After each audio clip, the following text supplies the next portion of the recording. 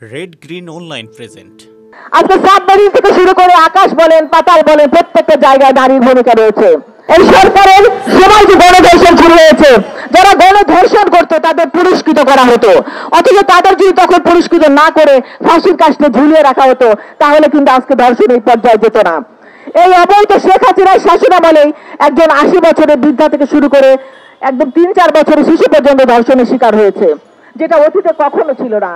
এটা হয়েছে। আর নারী যে বৈষম্যের শিকার তার প্রত্যক্ষ প্রমাণ আমাদের দেশ নেত্রী বেগম খালেদা জিয়াকে তিল তিল করে বৈষম্যের শিকার করে মৃত্যু যন্ত্রণায় তিল তিল করে কারাগারে পাঠিয়ে তাকে হাউস অ্যারেস্ট করে রাখা হয়েছিল। তাকে বিদেশে সুচিকিৎসা পর্যন্ত করতে দেওয়া হয় নাই। এই দেশ নেত্রী বেগম খালেদা জিয়া কে? তিনি হলো দেশের সাবেক 3 বারের প্রধানমন্ত্রী। তিনি দেশ নেত্রী বেগম খালেদা জিয়া জীবনে কোন নির্বাচনে যিনি কখনো পরাজিত হননি। তিনি একজন সাবেক রাষ্ট্রপ্রধানের স্ত্রী।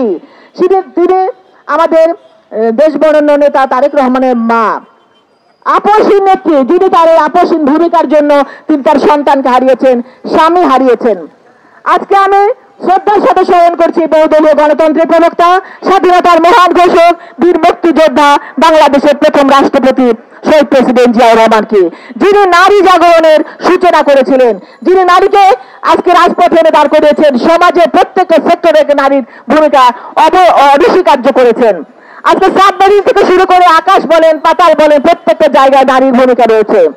আর এই নারীকে প্রতিষ্ঠিত করেছে আমাদের শহীদ প্রেসিডেন্ট জিয়াউর রহমান। তিনি অনুধাবন করেছিলেন যে নারীর জন্য, দেশের পরিচালনার জন্য নারীকেও পুরুষের পাশাপাশি নারীকে হাল ধরতে হবে। আর সেই জন্য নারীরা কিন্তু পাশাপাশি দাঁড়িয়ে আছে। আমি গর্ববোধ করি আমি সেই নারী। আমি আজকে জাতীয়তাবাদী মহিলা দলের সঙ্গে আমি সভাপতি। আমি গর্ববোধ করি আমি এই জায়গায় এসেছি। শহীদ রাষ্ট্রপতি জিয়াউর রহমান জাতীয়তাবাদী মহিলা দল সৃষ্টি করেছিলেন, সেই জন্য হয়তো আমি এই যে এখানে এসেছি। আমার দেশ নেত্রী বেগম খালেদা জিয়া, যিনি নারীদের জন্য করেছেন, নারীর শিক্ষা ব্যবস্থার জন্য করেছেন। আর আমাদের দেশ নায়ক তারেক রহমান এই 33 দফার মধ্যে 23 দফার মধ্যে তিনি নারীর কথা বলেছেন। রাষ্ট্র কাঠামোতে নারীর ভূমিকা, যে নারী আমরা যে আগে প্রেসিডেন্ট জিয়াউর রহমান 15% থেকে 30% উপনীত করেছিলেন। আমাদের তারপর দেশ নেত্রী বেগম খালেদা জিয়া সেটাকে আরো উন্নত করেছেন এবং দেশ নায়ক তারেক রহমান সেটার জন্য কাজ করে যাচ্ছেন। ভূমিকা, আমরা পারিবারিক শিক্ষাকে আগে গুরুত্ব দিতে হবে, যে পুরুষরা যদি আমরা সংযত না হই নারীকে রক্ষা করতে পারবো না। প্রিয় ভাইরা, সাংবাদিক ভাইরা, আপনাদেরকে বলতে চাই, আপনারা যদি সচেতন না হন সাগর রনের বিচার হবে না। আপনাদেরকে এগিয়ে আসতে হবে সাগর রনের বিচার হওয়ার জন্য। আজকে যদি আপনারা সচেতন থাকতেন তাহলে সাগর রনের বিচার হতো। আর বিচার যদি হতো আপনাদের বাক স্বাধীনতা আপনারা আবারও ফিরে পেতেন। এই বিশেষ প্রতিবেদনটি যদি আপনাদের ভালো লেগে থাকে অথবা উপকৃত হন তাহলে অবশ্যই এই চ্যানেলটি সাবস্ক্রাইব